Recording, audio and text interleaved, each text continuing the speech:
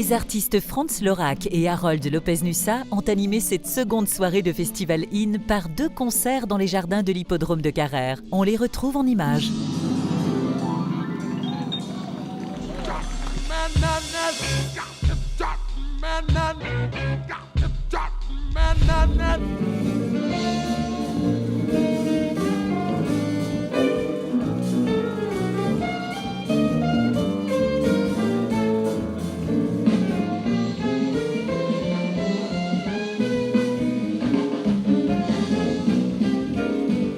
Il y a eu quand même pas mal de gens qui sont venus ce soir et ils étaient vraiment très enthousiastes et c'est positif ça parce qu'il y a un échange avec le public, une interaction avec le public et nous sur scène et ça c'est super. Ça donne une visibilité dans le public martiniquais.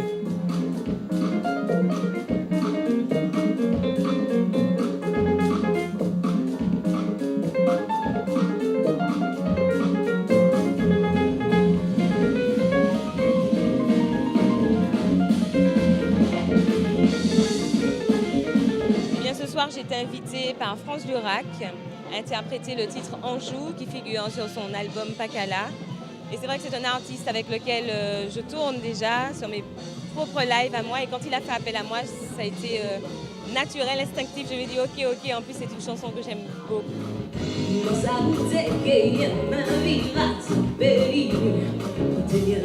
Je ne suis pas une adepte inconditionnelle du jazz. C'est une musique que je continue à découvrir.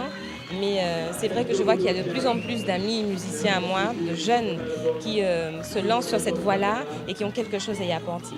Et pour moi, c'est d'abord le jazz, une explosion de rythme, de couleurs, d'émotions. Et ils sont nombreux à très bien le faire, comme Franz ce soir. Et je crois qu'il y a encore beaucoup d'avenir pour les jeunes artistes martiniquais dans cette voie-là.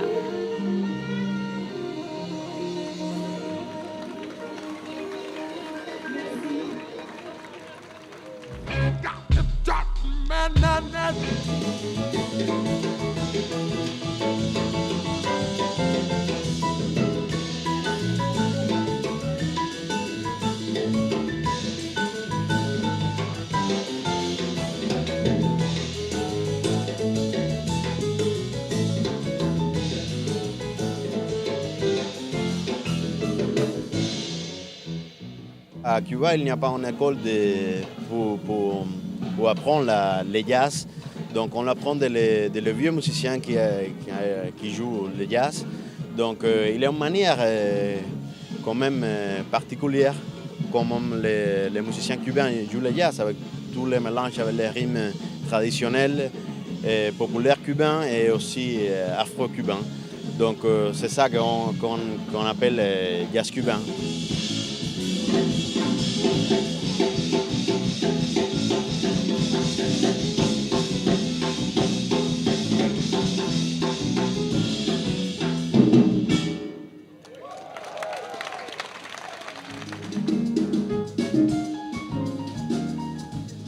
C'est pour moi la 3e fois que je suis ici en Martinique pour jouer. Et je suis vraiment très heureux et content d'être ici. J'adore le Martinique, j'adore les gens de Martinique.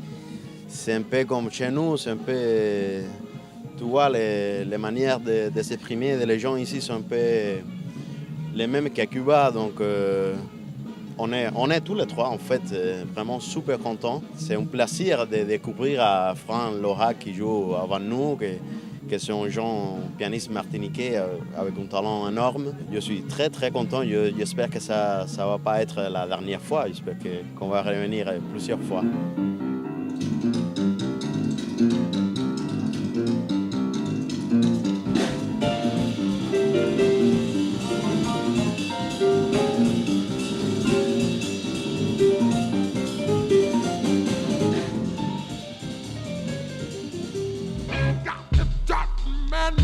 C'est une sacrée histoire, vous savez, le Lamantin Jazz Project. Ça fait effectivement 11 ans que nous organisons cette manifestation.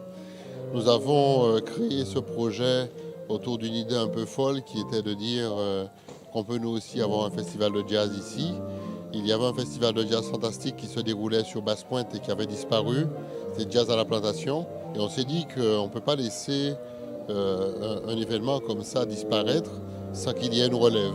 Les orientations que nous avons retenues à l'origine, c'était d'abord de permettre à des artistes martiniquais travaillant une musique un peu élaborée de pouvoir trouver une scène. La deuxième, c'était d'offrir à des jeunes talents martiniquais l'occasion de côtoyer les plus anciens, mais aussi de se révéler. Et puis le troisième objectif, c'était de construire cette espèce de jazz caribéen autour de la biguine, autour des musiques patrimoniales caribéennes, et de faire de telle sorte que ces musiques-là soient capables, in fine, de s'exporter et de pouvoir jouer à Paris, à Londres, à New York, etc.